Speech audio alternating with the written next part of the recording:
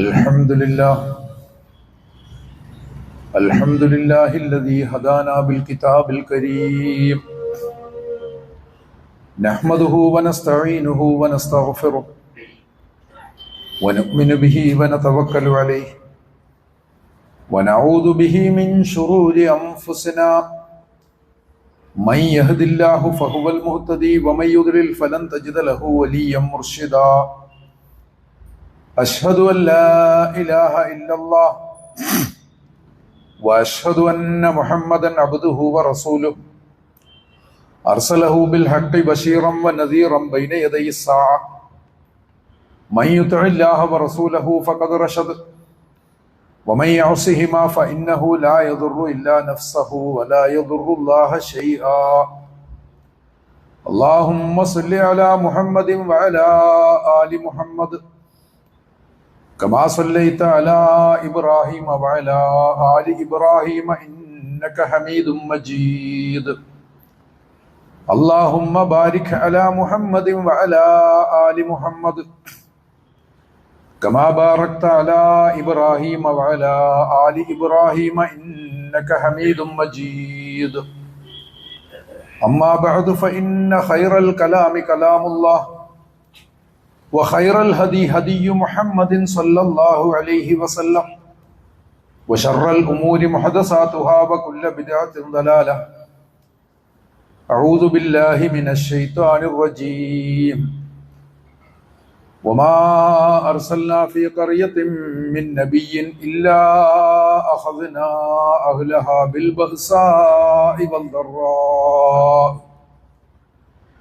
بالبأساء والضراء لعلهم يضرعون صدق الله أيها الناس اتقوا الله അല്ലാഹുവിൻ്റെ വിധികളെയും വിലക്കുകളെയും തികഞ്ഞ സൂക്ഷ്മതയോടുകൂടി പാലിക്കണമെന്നും അവൻ്റെ കൽപ്പനകൾക്കൊത്ത് ജീവിതം ക്രമപ്പെടുത്തി ഇഹത്തിലും പരത്തിലും വിജയം കരസ്ഥമാക്കുവാൻ ആത്മാർത്ഥമായി ശ്രമിക്കണമെന്നും ആദ്യമായി വസിയത്ത് ചെയ്യുകയാണ്. അല്ലാഹു സുബ്ഹാനഹു വ തആല ഉത്കൃഷ്ടരായ സൂക്ഷ്മാലുക്കളായ കൃതജ്ഞരായ അവൻ്റെ ദാസന്മാരുടെ കൂട്ടത്തിൽ നമുക്ക് ഓരോരുത്തർക്കും ഇടം പ്രദാനം ചെയ്യുമാറാകട്ടെ. നമ്മുടെ എല്ലാ തെറ്റുകുറ്റങ്ങളും പ്രഭു സുബ്ഹാനഹു വ തആല അവൻ്റെ അപാരമായ ഔദാര്യത്താൽ പുറത്തു തന്ന് നമ്മെ എല്ലാവരെയും നമുക്ക് പ്രിയപ്പെട്ടവരെയും അവൻ്റെ ജന്നാത്തുൽ ഫിർദൗസിൽ ഒരുമിപ്പിക്കുമാറാകട്ടെ. പുതിയ പ്രളയത്തെയും ആർക്കിനെയും സംബന്ധിച്ചുള്ള വർത്തമാനങ്ങൾ തുടരുകയാണ്. അത് യഥാർത്ഥത്തിൽ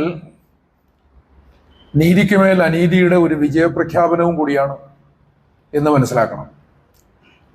ചരിത്രത്തെ സമീപിക്കുന്നതിന് വളരെ കൃത്യമായൊരു മെത്തഡോളജി വിശുദ്ധ ഖുർആൻ പ്രദാനം ചെയ്യുന്നുണ്ട്. ചരിത്ര വായനയിൽ പൊതുവെ ഏറ്റവും കൂടുതൽ സ്വീകാര്യത കിട്ടിയിട്ടുള്ള ഒരു രീതിശാസ്ത്രം എന്ന് പറയുന്നത് ഹിസ്റ്റോറിക്കൽ മെറ്റീരിയലിസം, അതായത് ഡയലക്റ്റിക്കൽ മെറ്റീരിയലിസത്തിൻ്റെ വൈരുദ്ധ്യാത്മക ഭൗതികവാദത്തിൻ്റെ തുടർച്ചയായിട്ട് വരുന്ന കാൾ മാർക്സ് മുന്നോട്ട് വെച്ചിട്ടുള്ള ചരിത്രപരമായ ഭൗതികവാദം. അതിലുള്ള സ്ട്രഗിളുകൾക്ക്, സമരങ്ങൾക്ക് മറ്റൊരു ഡയമെൻഷൻ നൽകിക്കൊണ്ട് വിശുദ്ധ ഖുർആൻ യഥാർത്ഥ ചരിത്ര വായനയുടെ രീതി അവതരിപ്പിക്കുന്നതായിട്ടാണ് നമ്മൾ കാണുന്നത്. അതിനെ വേണമെങ്കിൽ ഹിസ്റ്റോറിക്കൽ മോറലിസം, ചരിത്രപരമായ ധാർമ്മികവാദം എന്ന് വിളിക്കാം. ചരിത്രപരമായ ഭൗതികവാദം ഭൗതിക സാഹചര്യങ്ങളിൽ മാത്രം ഊന്നുമ്പോൾ, ചരിത്രപരമായ ധാർമ്മികവാദം മനുഷ്യന്റെ ആന്തരികമായ നിലപാടുകളെയും അതോടൊപ്പം തന്നെ വികാരങ്ങളെയും അവൻ്റെ പ്രവൃത്തികളെയും ഒക്കെ വിചാരണയ്ക്ക് വിധേയമാക്കുകയാണ് ചെയ്യുന്നത് എന്ന് കാണാൻ സാധിക്കും.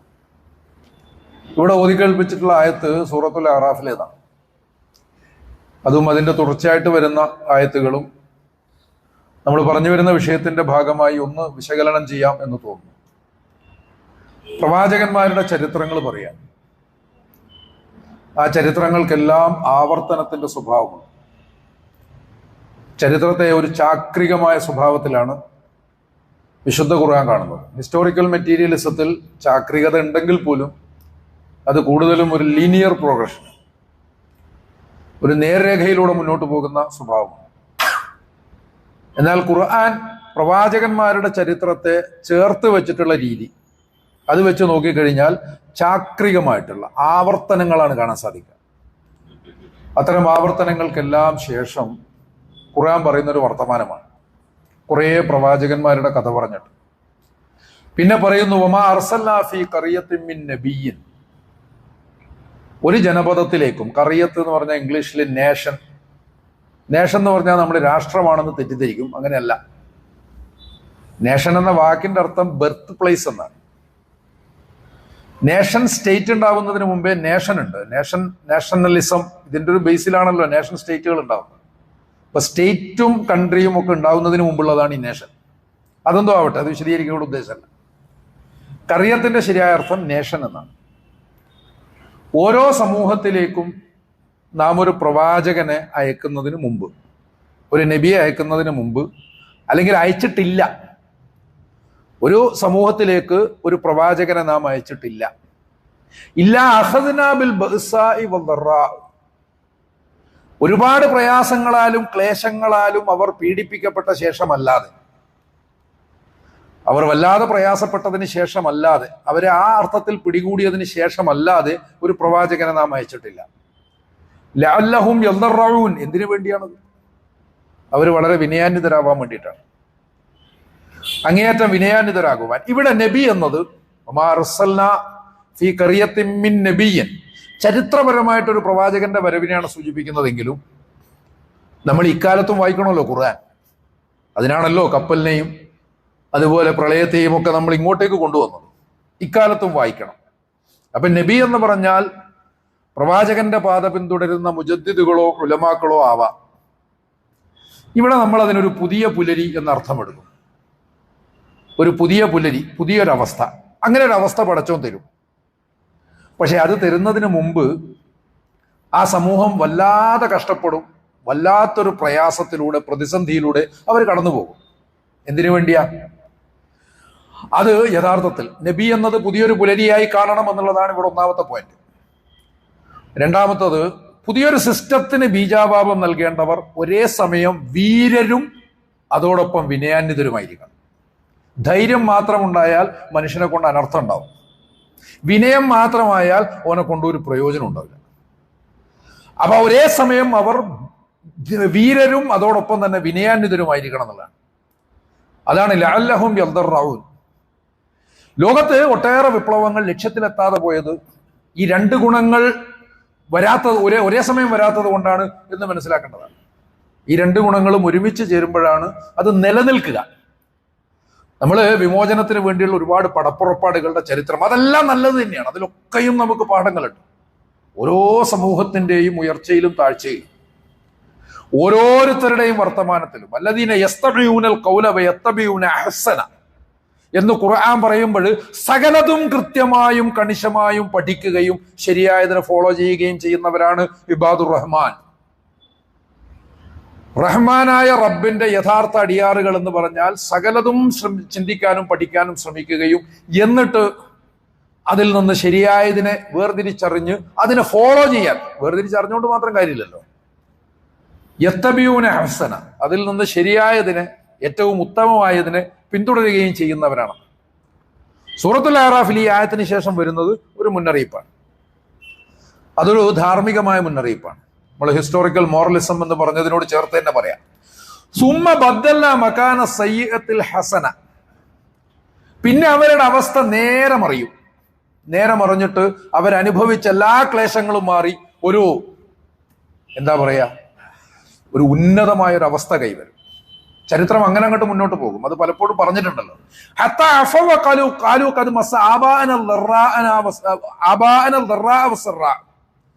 അപ്പോഴവരിങ്ങനെ പറയും, ഞങ്ങളുടെ പിതാക്കന്മാർ ഒരുപാട് ക്ലേശങ്ങളൊക്കെ സഹിച്ചിട്ടുണ്ട്, എന്നിട്ട് ഞങ്ങൾക്ക് ഇതൊക്കെ കിട്ടിയല്ലോ. അത് ചരിത്രപരമായി പറയാനുള്ളൊരു വർത്തമാനം മാത്രമാകും. പിതാക്കൾ അനുഭവിച്ച ക്ലേശങ്ങളുടെ ഫലമാണിത് എന്ന് ചിന്തിക്കുന്നതിന് പകരം ഇതൊക്കെ എഴുതി വെക്കും. അവരിങ്ങനെ ഒരുപാട് ത്യാഗങ്ങൾ സഹിച്ചിട്ടുണ്ട്, എന്നിട്ട് വേണേ പിതാക്കളെ ദൈവങ്ങളാക്കുകയും ചെയ്യും. പിതാക്കളുടെ കാലത്ത് പിതാക്കളുടെ വേണ്ടപ്പെട്ടവരൊക്കെ അവരുടെ ഉദ്യമത്തിൽ നിന്ന് പിന്തിരിപ്പിക്കാൻ വേണ്ടി ആവോളം ശ്രമിച്ചിട്ടുണ്ടാവും. വഴിവെട്ടുന്നവരോട് എന്ന് പറഞ്ഞിട്ട് എന്നൻകാടിൻ്റെ ഒരു കവിത ഉണ്ട്. ഇരുവഴിയിൽ പെരുവഴി നല്ലു, പെരുവഴി മിനി പോ ചങ്ങാതി, പെരുവഴി നിൻ മുന്നിലിരിക്കെ പുതുവഴി നീ വെട്ടുന്നാകിൽ പലതുണ്ടേ ക്ലേശങ്ങൾ എന്നാണ് തുടങ്ങുന്നത്. രണ്ട് വഴികൾ നിന്റെ മുമ്പിലുള്ളപ്പോൾ അതിൽ ഏറ്റവും വലിയ വഴിയിലൂടെ നീ അങ്ങോട്ട് നടന്നോളേ. അങ്ങനെ ഒരു പെരുവഴി നിന്റെ മുമ്പിലിരിക്കുമ്പോൾ, പെരുവഴി എന്ന് പറഞ്ഞാൽ നമ്മൾ സാധാരണ അർത്ഥത്തിലുള്ള പെരുവഴിയല്ല, വലിയ വഴി എന്നാണ് അർത്ഥം. അപ്പൊ അങ്ങനെ അത്രയും വിശാലമായ സൗകര്യങ്ങൾ ഉണ്ടാകുമ്പോൾ നീ ഒരു പുതിയ വഴി വെട്ടാൻ ശ്രമിക്കുകയാണെങ്കിൽ ദുരിതങ്ങൾ ഒരുപാട് സഹിക്കേണ്ടി വരുന്നു. പക്ഷെ ദുരിതങ്ങളൊക്കെ സഹിച്ചിട്ട് ഒരാൾ പുതിയൊരു വഴി വെട്ടിയാലോ, ആ വഴിയെ മറ്റൊരു പെരുവഴിയായി കണ്ടിട്ട് അറുമാദിക്കുകയും വെട്ടിയവനെ ദൈവമാക്കുകയും ചെയ്യുന്നതിനെ കുറിച്ചാണ് ആ കവി പിന്നെ പറയുന്നത്. അയാൾ അനുവർത്തിച്ച ക്ലേശങ്ങളുടെ വഴി താണ്ടാൻ പിന്നെ അവർ തയ്യാറാവില്ല. ഏതാണ്ട് അത് തന്നെയാണ് വിശുദ്ധ ഖുർആൻ പറയുന്നത്. വിജയം അഹങ്കാരത്തിലേക്ക് മാറും. അങ്ങനെ അഹങ്കാരത്തിലേക്ക് മാറുന്ന സന്ദർഭത്തിൽ അവര് ചിന്തിച്ചിരിക്കാത്ത സമയത്ത് അവരെ അങ്ങോട്ട് പിടികൂടി കളയുന്നു. അതുകൊണ്ട് ലഅല്ലഹും യദറഊൻ എന്ന് പറഞ്ഞത് ഒന്നുകൂടി ഓർക്കുക. അവരെ നന്നായി ശരിപ്പെടുത്തിയിട്ടല്ലാതെ അവർക്കൊരു വിജയം കിട്ടില്ല. അതിന്റെ ഉദ്ദേശം എന്താണ്? നമ്മളോട് പടച്ച തമ്പുരാൻ പറയുന്ന ഒരു വർത്തമാനമുണ്ടല്ലോ, ഇദാ ജാഅ നസ്റുല്ലാഹി വൽ ഫത്ഹ്, ഇദാ ജാഅ നസ്റുല്ലാഹി വൽ ഫത്ഹ്, അല്ലാഹുവിന്റെ സഹായവും വിജയവും നിങ്ങൾക്ക് കിട്ടിക്കഴിഞ്ഞാൽ ഫസബ്ബിഹ് ബിഹംദി റബ്ബിക വസ്തഗ്ഫിർ, നിങ്ങൾ എന്ത് ചെയ്യണം? അല്ലാഹുവിനെ പ്രകീർത്തിക്കണം, അവനെ സ്തുതിക്കണം, അവനോട് പാപമോചനത്തിന് തേടിക്കൊണ്ടേയിരിക്കണം എന്നാണ് വിശുദ്ധ ഖുർആൻ പറയുന്നത്. അപ്പോൾ കൂടുതൽ വിനയാന്വിതരായി തീരുക എന്നുള്ളത്, അതാണ് ശരിയായിട്ടുള്ള നിലപാട് എന്ന് ഖുർആൻ പറയും.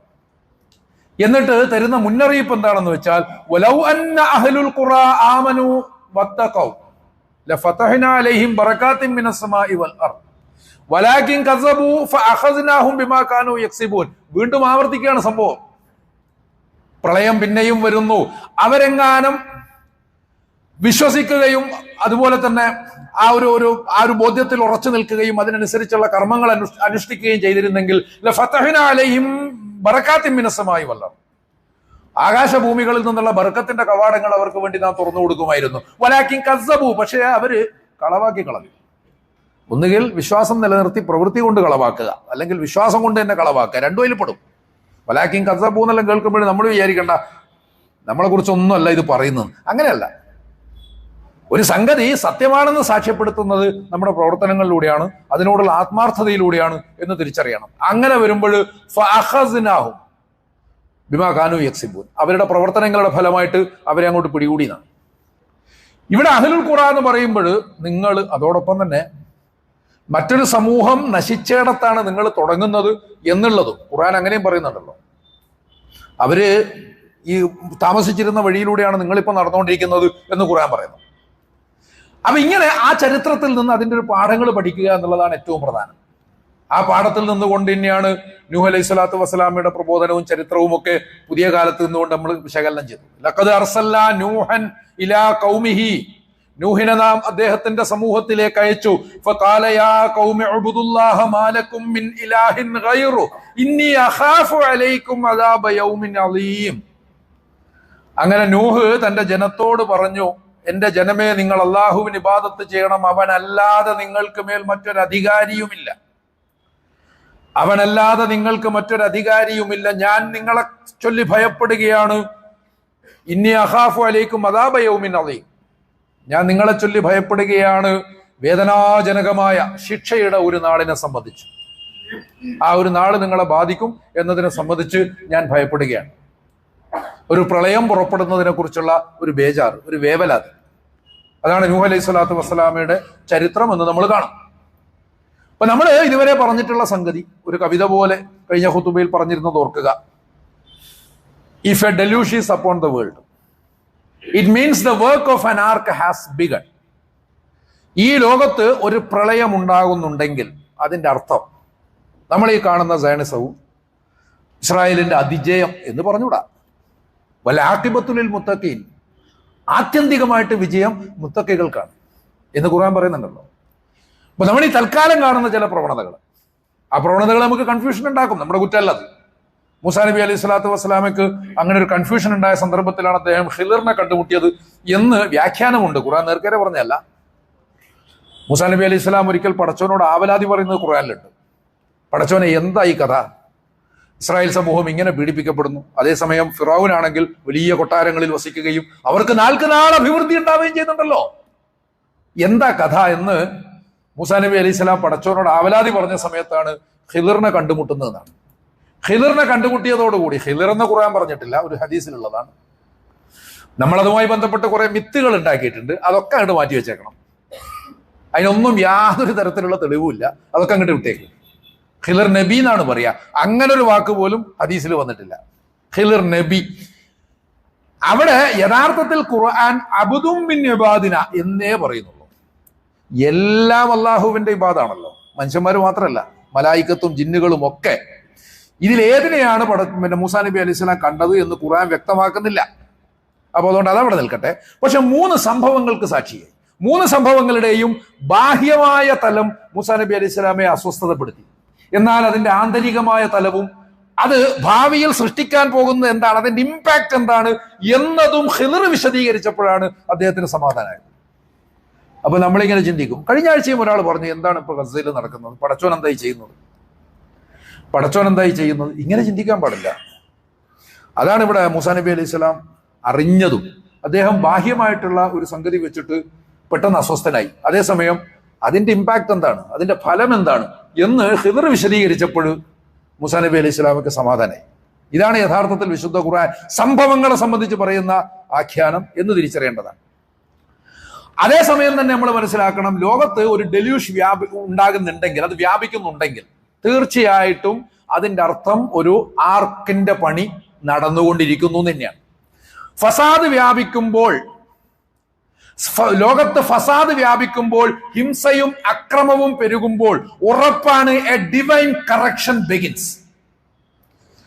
ദൈവികമായിട്ടുള്ള ഒരു തിരുത്ത് ആരംഭിക്കാൻ പോകുന്നു എന്നാണ് ഇതിനർത്ഥം. ഇതാണ് ഈമാൻ എന്ന് പറയുന്നത്. ദൈവികമായിട്ടുള്ള ഒരു തിരുത്ത് ആരംഭിക്കാൻ പോകുന്നു എന്നാണ് അതിന്റെ അർത്ഥം. അതിനെക്കുറിച്ച് നമ്മൾ മനസ്സിലാക്കണം, not as punishment alone but as renewal. അതൊരു സമൂഹത്തെ ശിക്ഷിക്കുക എന്നുള്ള ഉദ്ദേശത്തിൽ മാത്രമല്ല, ഈ ഭൂമിയിലെ ജീവിതത്തെ പുതുക്കുക, നവീകരിക്കുക എന്ന അർത്ഥത്തിലാണ് എന്ന് മനസ്സിലാക്കണം. അപ്പോ നൂഹിന്റെ കപ്പൽ എന്ന് പറഞ്ഞാൽ വെറും ഒരു മരക്കപ്പലായിരുന്നില്ല. അത് ഭൗതിക സാങ്കേതിക വൈദഗ്ധ്യം തികഞ്ഞ ആശാരിമാർ പണിതതുമല്ല. അതിന്റെ സാങ്കേതിക വിദ്യയും മേൽനോട്ടവും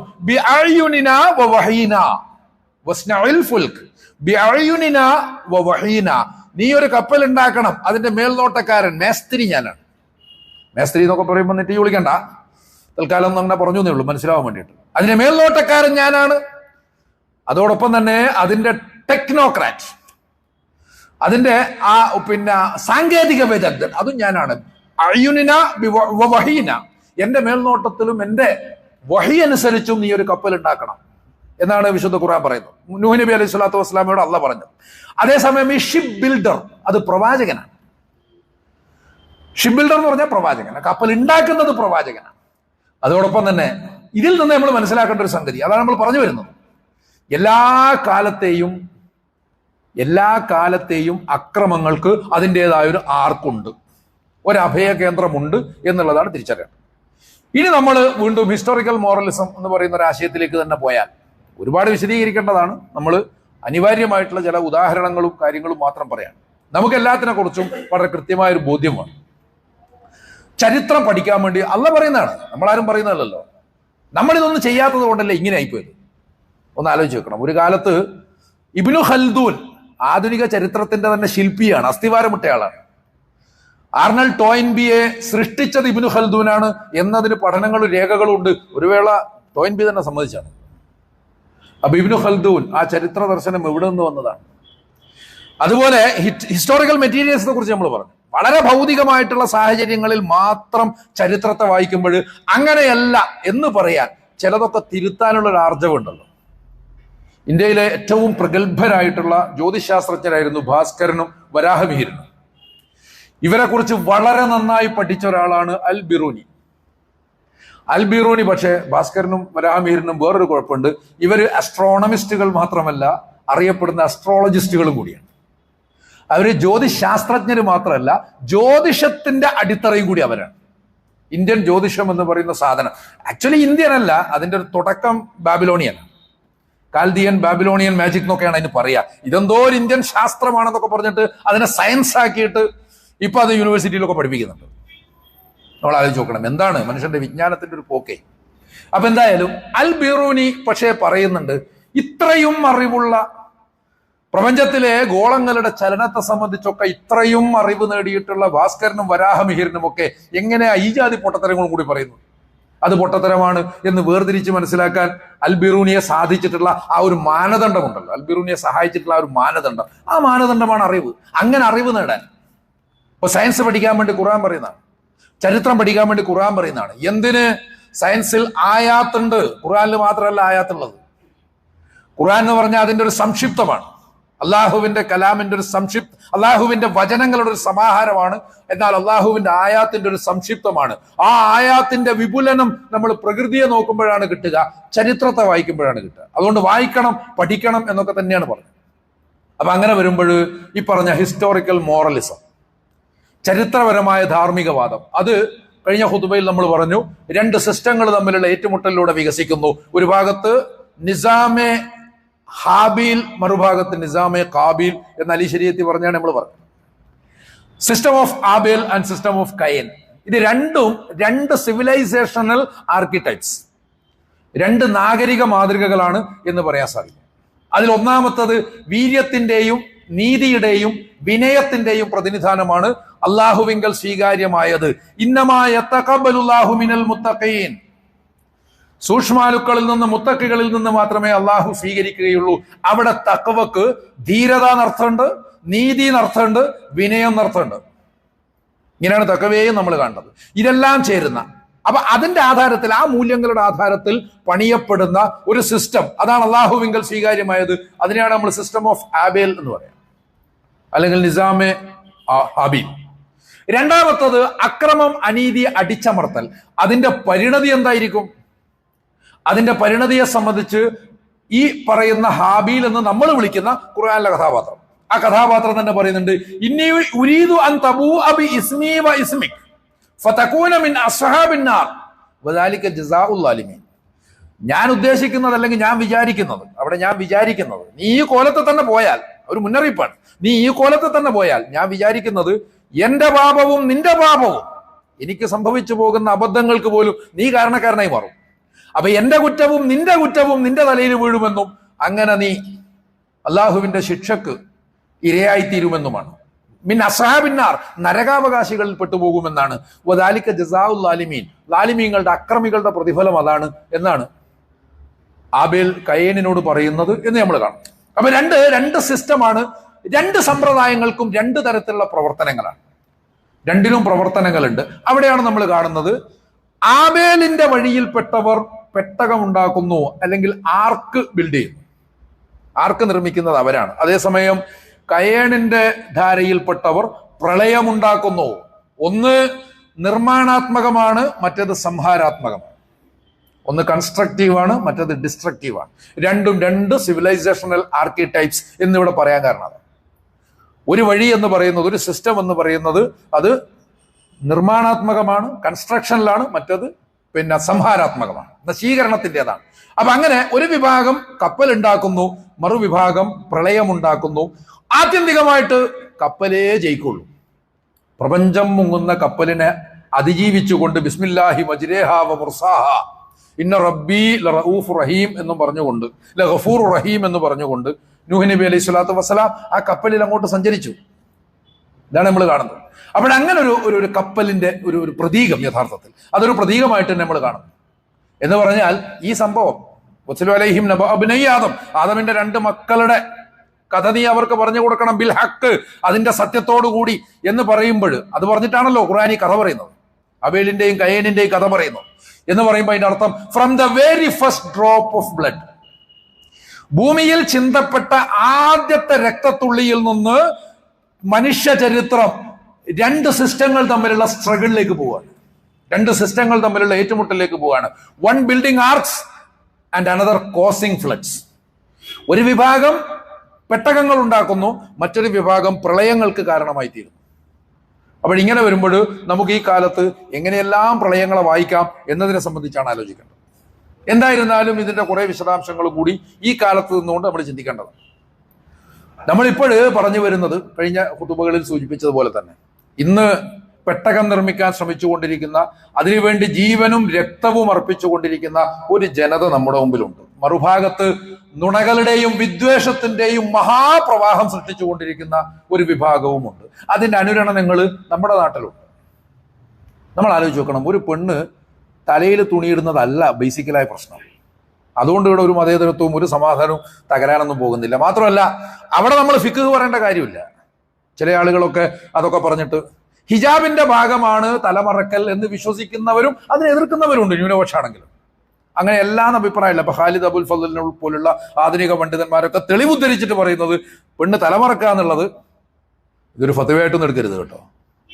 ചർച്ചകളെ കുറിച്ച് പറഞ്ഞു എന്നുള്ളൂ, ഹിജാബിന്റെ ഭാഗമല്ല എന്നാണ്. അങ്ങനെ അഭിപ്രായപ്പെടാം. ഇനി ഹിജാബിന്റെ ഭാഗമാണ് തലമറക്കൽ, നിഖാബ് അടക്കം ഹിജാബിന്റെ ഭാഗമാണ് ഒരു കൂട്ടർ കരുതുകയാണെങ്കിൽ അവർക്ക് വസ്തുതാപരമായിട്ടും പ്രമാണപരമായിട്ടുമുള്ള തെളിവുകൾ ഉണ്ടെങ്കിൽ അവരങ്ങനെ നടക്കട്ടെ, ഒരു കുഴപ്പമില്ല. പക്ഷെ അതല്ലല്ലോ ഇപ്പൊ പ്രശ്നം. എന്ന് മാത്രമല്ല 10ാം ക്ലാസ് വരെയുള്ള പെൺകുട്ടികൾ തലമറച്ചിട്ടില്ല എന്ന് വിചാരിച്ചിട്ടൊന്നും സംഭവിക്കാൻ പോകുന്നൊന്നുമില്ല എന്ന് വേണമെങ്കിൽ എനിക്ക് ചിന്തിക്കാം. പക്ഷെ ഇവിടെ പ്രശ്നം അതല്ല. തട്ടം വേണോ വേണ്ടയോ എന്നുള്ളതല്ല, അല്ലെങ്കിൽ അതൊരു എസെൻഷ്യൽ റിലീജിയസ് പ്രാക്ടീസ് ആണോ അല്ലയോ എന്നുള്ളതല്ല പ്രശ്നം. ഒരു വിഭാഗത്തിന്റെ ചിഹ്നങ്ങൾക്ക് നേരെ ബോധപൂർവമായ വെറുപ്പ് ഉൽപ്പാദിപ്പിക്കുന്നു എന്നുള്ളതാണ്. നമ്മളെന്താ പറയുന്നത്, ചെറിയ കുട്ടികളുടെ മനസ്സിൽ മതം കയറ്റുന്നു, വിഷം കുത്തിവെക്കുന്നു. ഇതൊക്കെ എല്ലായിടത്തും ഉള്ളതല്ലേ അങ്ങനെയാണെങ്കിൽ. ഇപ്പോൾ സാധാരണ പറയാനുള്ള ഉദാഹരണമാണ് പഞ്ചാബിൽ സിഖുകാർ, അവർ തലപ്പാവ് ധരിക്കുന്നു, ചെറിയ പ്രായം മുതൽക്ക് അങ്ങനെയാണ് സ്കൂളിലും പോകുന്നത്. അവരുടെ മനസ്സ് അതുകൊണ്ട് വിഷമയമായിട്ടൊന്നുമില്ല. അവർ വളരെ വിശാലമായിട്ടാണ് എല്ലാവരോടും പെരുമാറുന്നത്. അവരുടെ ഗുരുദ്വാരകളിലൊക്കെ പോയി കഴിഞ്ഞാൽ എല്ലാവർക്കും കിട്ടുന്നത് ഒരേ സ്വീകരണമാണ്. നമ്മളെ ചെരുപ്പൊക്കെ തുടച്ച് വൃത്തിയാക്കി തരും. അത്രയും മാന്യരാണ് അവർ. ഈ ആരാധനാലയങ്ങൾ സന്ദർശിക്കുന്നതിന്റെ ഗുരുദ്വാര സന്ദർശിക്കണം. ഒന്ന് നല്ല പാട്ട് കേൾക്കാം, നല്ല ദോഹകൾ കേൾക്കാം, സംഗീതത്തിൽ ആറാടാം. മറ്റൊന്ന് കയറി ഇറങ്ങുമ്പോഴേക്ക് നമ്മുടെ ചെരുപ്പ് കണ്ടു കഴിഞ്ഞാൽ പുതിയതാണെന്ന് തോന്നിപ്പോകും. അങ്ങനെ അതൊക്കെ വൃത്തിയാക്കിയിട്ടാണ് തീരുക. അവിടെ ഇത്രയും നന്നായിട്ട് പെരുമാറുന്ന ആളുകൾ യാതൊരു വിവേചനവും കാണിക്കുന്നില്ല. പക്ഷേ ചെറിയ പ്രായം തൊട്ട് 1ാം ക്ലാസ്സിൽ ചേരുമ്പോൾ മുതൽ തലപ്പാവ് ധരിച്ചിട്ടാണ് അവർ സ്കൂളിലേക്ക് പോകുന്നത്. എന്തേലും കുഴപ്പമുണ്ടോ? അപ്പൊ കുഴപ്പമുണ്ടാകുന്നുള്ള പേടിയല്ല, മറിച്ച് ഒരു വിഭാഗവുമായി ബന്ധപ്പെട്ട ചിഹ്നങ്ങളെ ഡെമനൈസ് ചെയ്യുക എന്നുള്ള ഉദ്ദേശമാണ് അതിന്റെ പിന്നിൽ എന്ന് മനസ്സിലാക്കാം. അതൊക്കെ ആ ഒരു വലിയ വെറുപ്പിന്റെ പ്രതികരണങ്ങളും അനുരണനങ്ങളും മാത്രമാണ് എന്ന് സാന്ദർഭികമായി മാത്രം സൂചിപ്പിക്കാം. എന്തായാലും ഇവിടെ പ്രളയമുണ്ടാകുന്നുണ്ട്, എന്നാൽ അതോടൊപ്പം തന്നെ ആർക്കിന്റെ പണി നടക്കുന്നുണ്ട്.